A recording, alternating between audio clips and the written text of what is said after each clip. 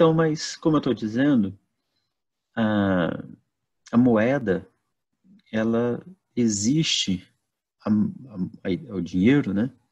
Existe há mais tempo do que moedas físicas, do que moedas cunhadas, do que mesmo qualquer outra mercadoria.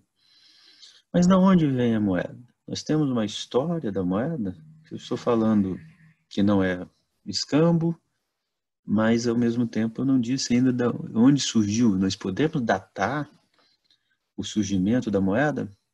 Felizmente nós podemos. Os economistas do século XIX, eles tiveram mais dificuldade de ter essas informações que nós temos hoje, ou as informações completas, mais completas, como nós temos hoje, do surgimento do dinheiro. Porque nós podemos datar precisamente o surgimento do dinheiro há cerca de 5.000, 6.000 anos atrás, no que eram os palácios e os templos na Mesopotâmia. Então, vocês vão ver isso tanto no texto do Graeber, quanto no texto do Randall Wray. A apresentação, né, da história do dinheiro nesses templos e nesses palácios. O que eram esses templos e esses palácios? Eram grandes instituições administrativas e produtivas que dominavam, comandavam os recursos todos né, da área em que eles dominavam.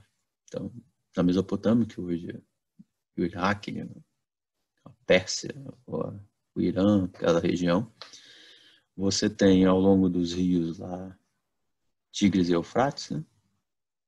Você tem as primeiras cidades, estado, em que esses grandes palácios e templos, eles eram proprietários, né? Ou dominavam, né? As propriedades eram coletivas, dominadas por esses reinos, por imperadores, por sacerdotes. Eles distribuíam o direito de produção sobre essas terras. Então, veja, é completamente o inverso da hipótese smithiana, liberal, Menger.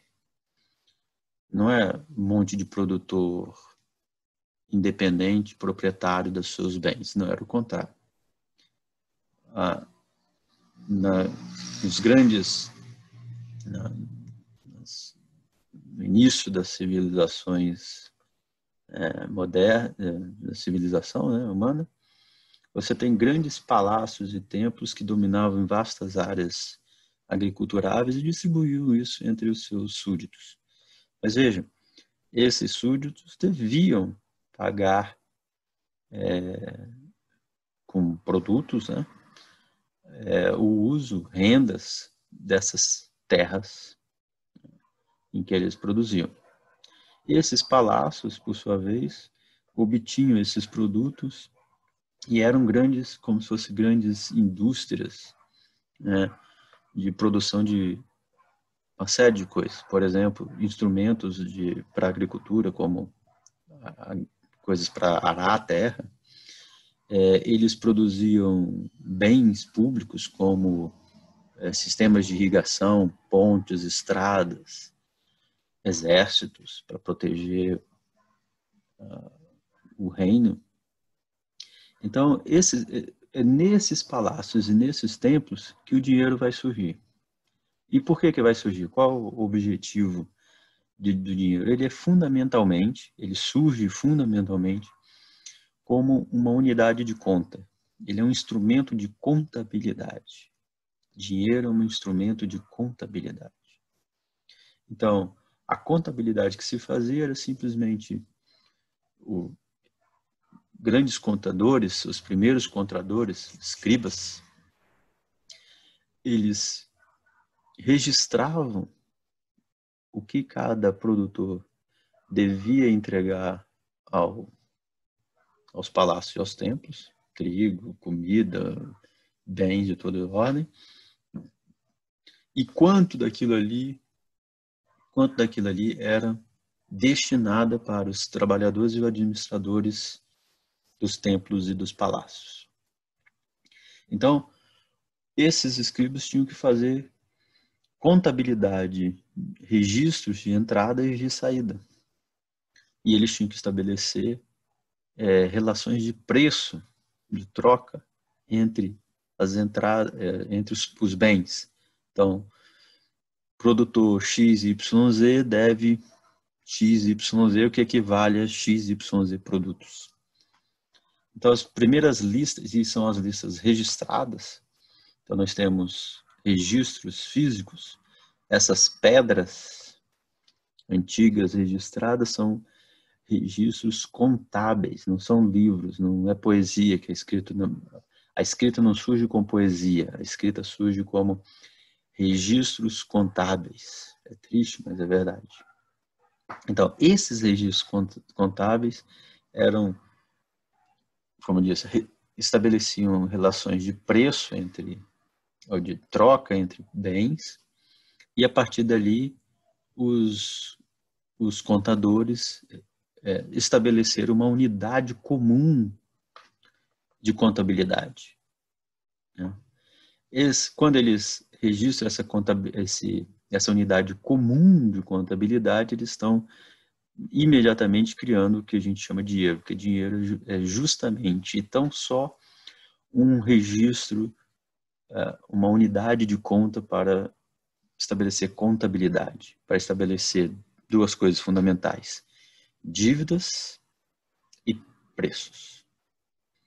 Dívidas e preços estão intimamente relacionados. Dívidas quer dizer quanto que o produtor, para quem eu concedi terra, né, o soberano concedeu terra, quanto que aquele produtor deve entregar de produtos para o palácio ou o templo, né, e qual a relação de troca entre os vários produtos que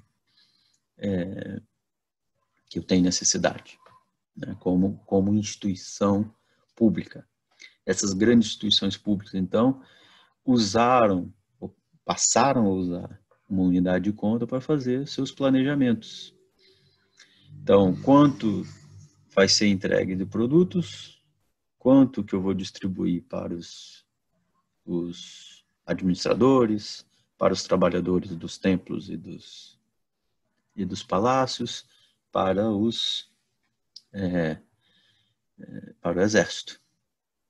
Então, o sistema de preço é um sistema de distribuição desses produtos. O sistema de preço é isso, é um sistema de distribuição. Preços mais baixos, na verdade, são sistemas de distribuição do produto. Então, esses templos estabeleciam sobre os produtores impostos, taxas, rendas. Então, eu concedo a vocês, isso o súdito falava, o soberano falava, eu concedo a vocês o uso da terra, vocês produzem para vocês, mas também produzem para mim. Quando que vocês vão produzir para mim? Então, é a partir do estabelecimento dessa unidade de conta e da contabilidade, não é só um instrumento, é mais do que isso, é da contabilidade, os palácios e os templos passaram a extrair excedente dos produtores. Então, os produtores era concedido o direito de usar a terra e, em troca, eles extraíam, produziam excedentes que eram destinados aos templos. Os templos eram grandes estruturas produtivas, administrativas, de planejamento de toda a cidade. Como eu falei, esses excedentes serviam para manter os exércitos, manter os trabalhadores desses templos e produzir infraestrutura pública. E é daí que, digamos, o comércio, a civilização se desenvolve. Antes disso, você não tinha nenhum sistema de ordenamento social mais sofisticado, de produção de excedente. É através justamente dessas instituições públicas de planejamento que o dinheiro surge. É uma decisão, portanto, nesse sentido, é uma decisão estatal. É o oposto direto da visão mengeriana, smithiana. Então, o dinheiro aqui emerge como uma unidade de conta e que vai ser usado para estabelecer dívidas e listas de preço. Na próximo vídeo, a gente vai discutir justamente uma teoria que é baseada nessa visão. O que eu discuti aqui, o que eu apresentei para vocês aqui, são as evidências históricas de que o dinheiro não emergiu de escambo, a gente já sabia, ninguém nunca observou escambo, e que o dinheiro, na verdade, emerge a partir de decisões do Estado. Então, o dinheiro, para finalizar, é uma criatura do Estado.